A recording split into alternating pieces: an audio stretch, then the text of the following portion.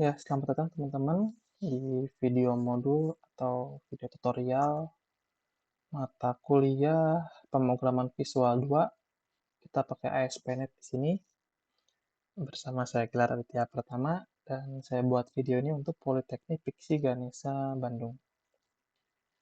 Oke, kita udah masuk ke pertemuan 4. Di sini kita akan membahas tentang fungsi if dan fungsi loop di ASP.NET ini.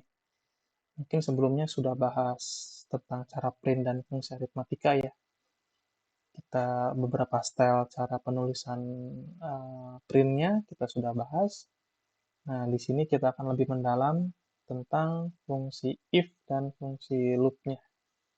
Jadi ada kondisional-kondisional tertentu ya yang ada di ASP.NET. Oke, kita bisa mulai aja langsung ke project di Visual Studio. Oke, saya mungkin diulangi lagi, kita bikin project dengan cara file new project ya. Lalu di kelas ini kita pilihnya yang Visual Basic nih. Kita language-nya Visual Basic, lalu kita ke web dan pakai previous version dan kita pakai stylenya Razor 3. Ya.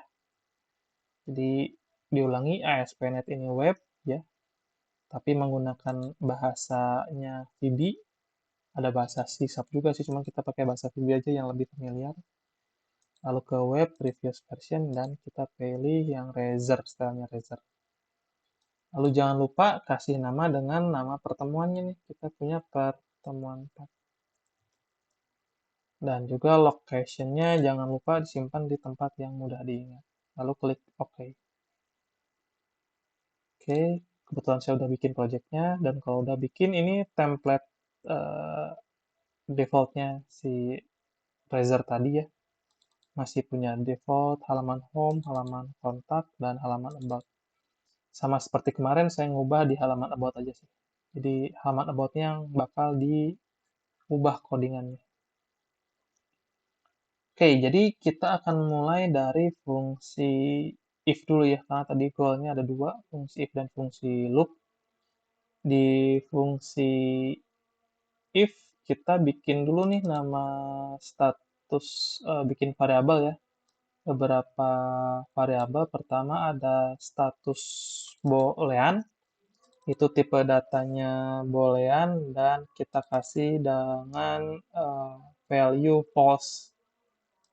Lalu ada status angka, kita isi dengan integer, tipe datanya integer, kita isi dengan angka 0 dulu.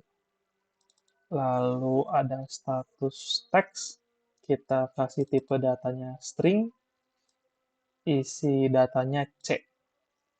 Ini buat apa nih tipe data-data ini, variabel-variabel ini ya? Itu nanti akan kita pakai di fungsi if ini, gitu ya. Kita lanjut, pertama fungsi if yang pertama ini. Kita akan membandingkan fungsi if dengan boolean.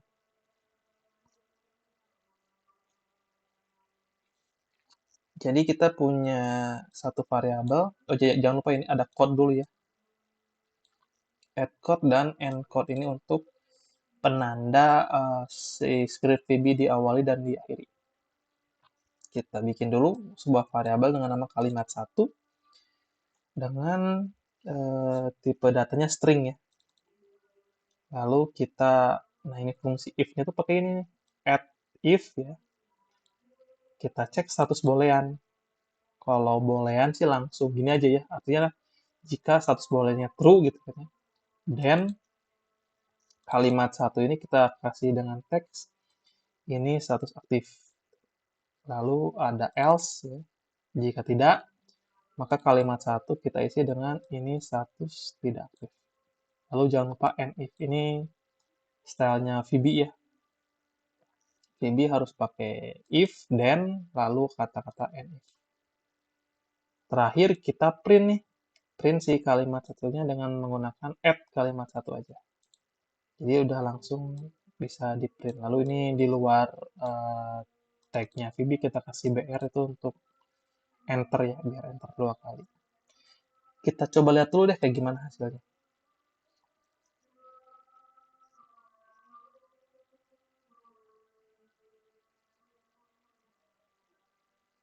Ya, dia jalan dulu dalam browser. Nah, ini muncul ini status tidak aktif, hanya teks seperti ini aja. Teks ini didapat dari ini karena kita di atasnya adalah false. Kalau kita ganti dengan kata-kata true gitu ya. Kalau kita simpan dan ini kita refresh.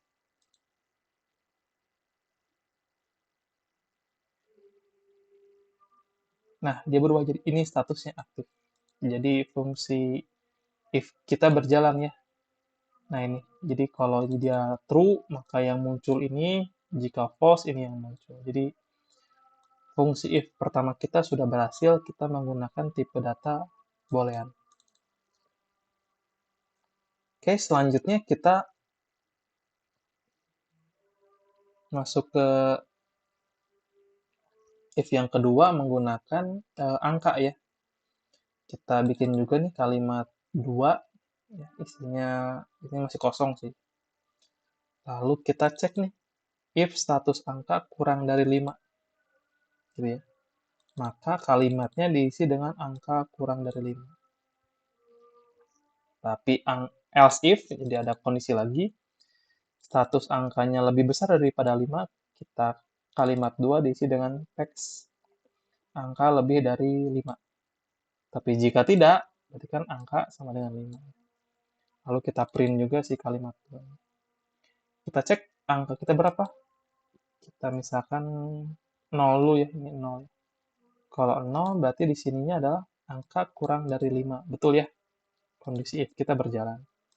Kita ganti dengan angka 8. Kita simpan, lalu kita refresh.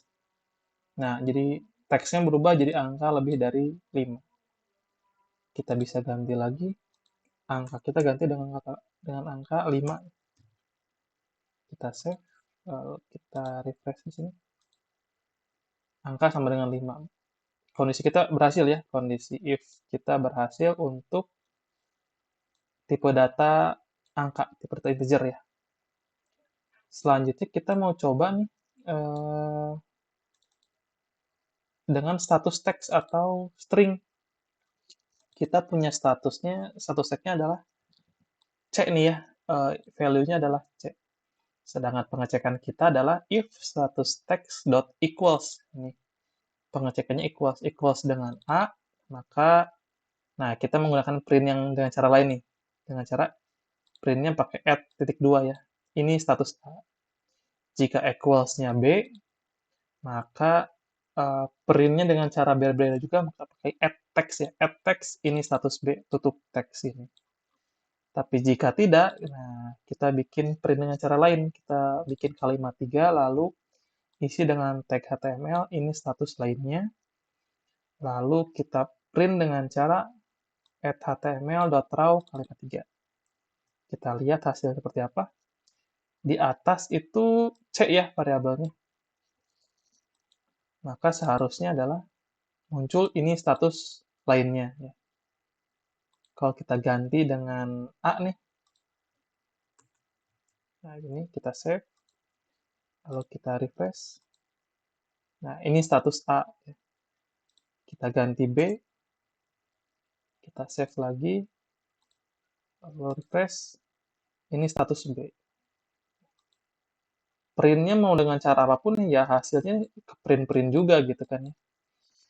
Tapi ada yang unik ketika kita membandingkan karakter teks ya. Karena ini menggunakan equals, maka si hurufnya itu harus besar kecilnya berpengaruh. Anggap aja kita ganti huruf B-nya dengan huruf B kecil. Kita save, kita lihat hasilnya apa. Apakah masuknya ke sini atau ke sini? Kita lihat ya. Kita refresh. Dia masuk status lainnya. Jadi kalau masuknya adalah ke sini, ke else. Jadi kalau string itu, dan apalagi perbandingannya dengan equals, dia harus huruf besar huruf kecilnya berpengaruh. Maka dia kalau ini equals B, B-nya B besar yang dia cek. Kalau mau kita pakai fungsi seperti ini, or gitu kan. Status text dot equals-nya kita tambahin dengan karakter B kecil. Nah, seperti ini. Ya, jadi menggunakan ada B besar dan B kecil. Kalau seperti ini, kita save, lalu kita refresh, maka dia masuk ke sini. Jadi kalau penggunaan equals itu, dia case sensitif ya. B-nya harus B besar dan B kecil. Ini pun sama, yang A tuh harusnya kita tambahin seperti ini. Supaya mau A besar A kecil kita bisa masuk. Oke, dapat dipahami ya untuk kita fungsi if perbandingan nih. Kita punya fungsi if yang boolean dengan printnya seperti ini. Ini fungsi if untuk angka, printnya seperti ini. Dan untuk yang string kita punya beberapa tipe ngeprint. Oke, lanjut kita ke fungsi loop. Fungsi loop itu untuk pengulangan ya. Misalkan kalau kita pengen ngeprint angka dari 1 sampai 10 gitu ya.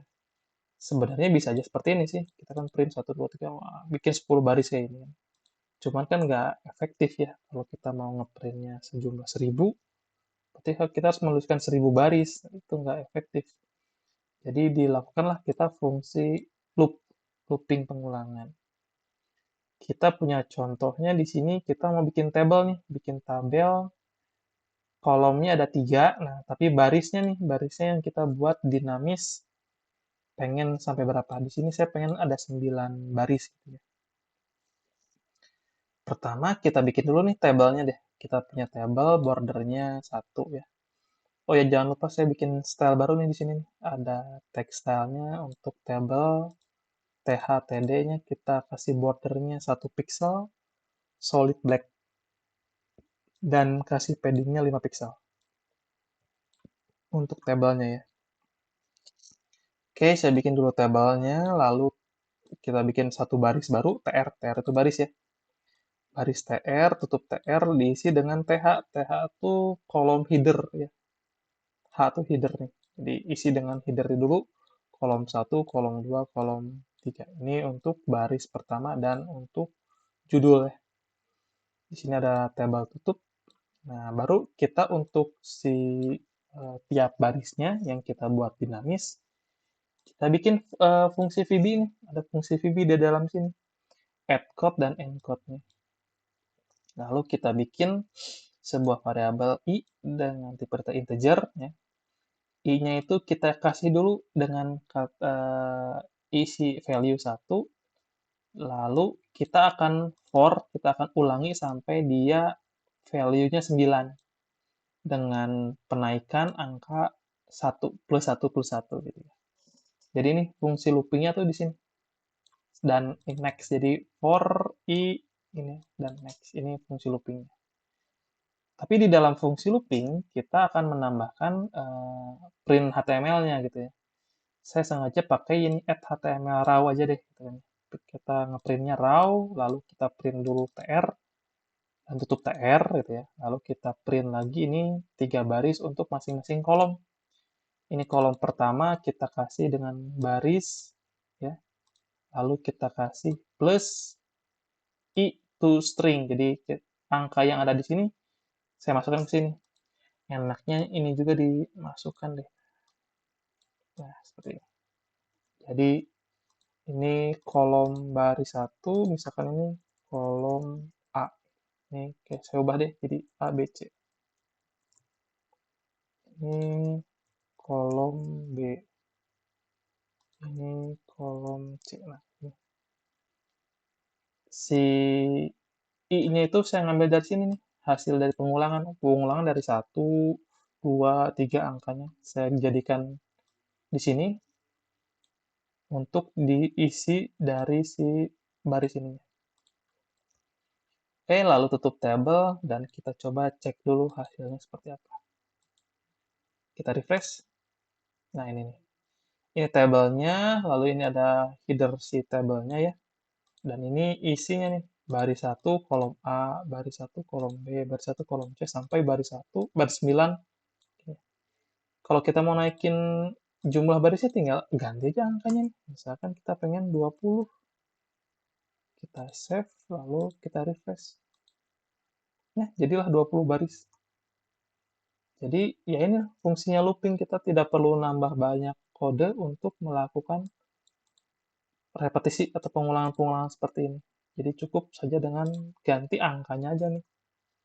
Misalkan 5 deh, yang kecil-kecil aja. Nah, seperti itu. Jadi fungsi looping kita di table sudah berhasil ya. Ininya dinamis, si jumlah barisnya dinamis, juga angkanya pun dinamis seperti itu ya. Oke, kita masuk ke fungsi looping kedua. Kita loopingnya kalau tadi naik ya, dari 1 ke 5, saya pengen loopingnya menurun dari 9 ke 1. Kita ininya sama, kita bikin variabel tapi namanya beda nih, kita pakai J di sini. Lalu looping J-nya itu dari 9 menuju ke 1, tapi step-nya -1, jadi dikurang 1, kurang 1 gitu ya. Nah, di sini saya mau ngeprint-nya berupa list nih. List itu berupa ULLI ya, jadi ini UL dulu, tag buka UL, tag tutupnya, lalu ada LI-nya ini. Print-nya menggunakan add titik 2 biar lebih sederhana, add titik 2. Lalu tengah-tengahnya kita kasih add J untuk ngeprint value dari si J ini. Ini lebih sederhana daripada yang table ya. Yang list ini hanya seperti ini. Kita coba cek hasilnya adalah, nah seperti ini. Ini listnya. Atau saya kasih dulu teks dulu deh di sini. Ini list angka menurun. Lalu kita lihat lagi dengan cara refresh. Nah, ini list angka menurun. Kayaknya perlu BR dulu deh. Ini BR supaya rapi aja. Nah, ini list angka menurunnya dari 9, 8, 7, 6, 5, 4, 3, 2, 1. Kita mau kasih kata teks di sini juga bisa sih. Misalkan add ini baris gini. Jadi pakai P besar deh. Refresh. Nah, baris 9, baris 8. Oke, seperti itu ya. Ini untuk menurun hanya cukup seperti ini. Sama seperti yang naik, cuman stepnya aja kita jadi minus. Oke, dapat dipahami ya kalau yang untuk looping tipe kedua. Nah, looping tipe ketiga itu saya pengen punya ini sebenarnya. Kita pengen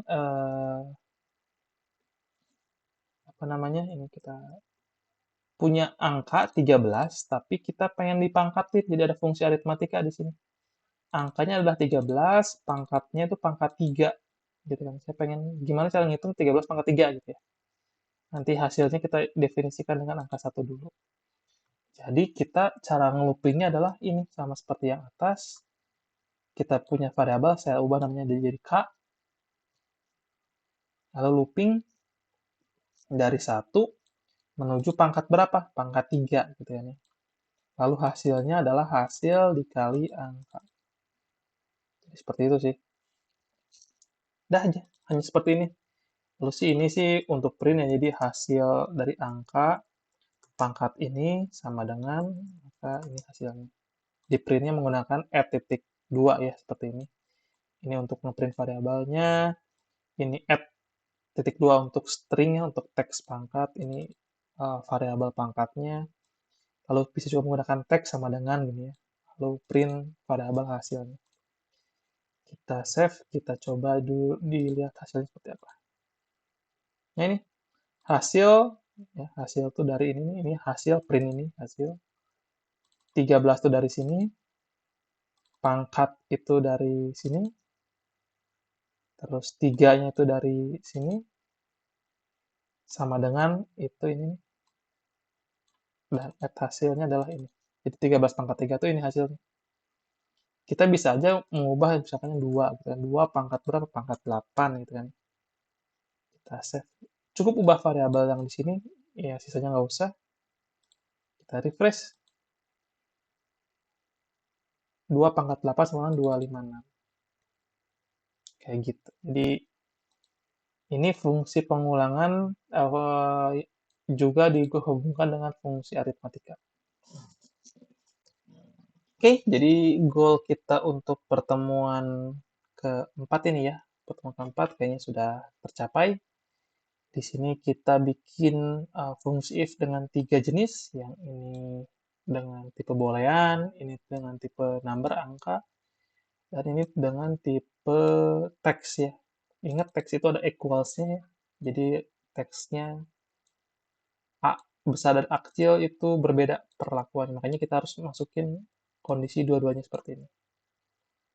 Juga kita ngeprint dengan beberapa tipe ya. Ini print seperti ini, add doang gitu ya. Juga pakai add titik 2 untuk teks ya. Atau add text juga untuk teks juga yang sama. Atau add html.raw untuk teksnya yang mengandung tag HTML. Juga kita bikin atau kita belajar tentang fungsi looping, pengulangan, kita bikin table nih di sini. Ini dan ini naik, si angkanya menaik ya, loopingnya naik, ini looping menurun, kita bikin kombinasikan dengan list. Yang terakhir kita punya fungsi looping tapi dihubungkan dengan fungsi aritmatika perpangkatan. Kalau ngeprintnya sih biasa aja ngeprint seperti ini aja. Oke, mungkin mudah-mudahan dapat dipahami ya sama teman-teman semua. Jadi goal kita pertemuan keempat sudah tercapai juga dan mudah-mudahan dipahami.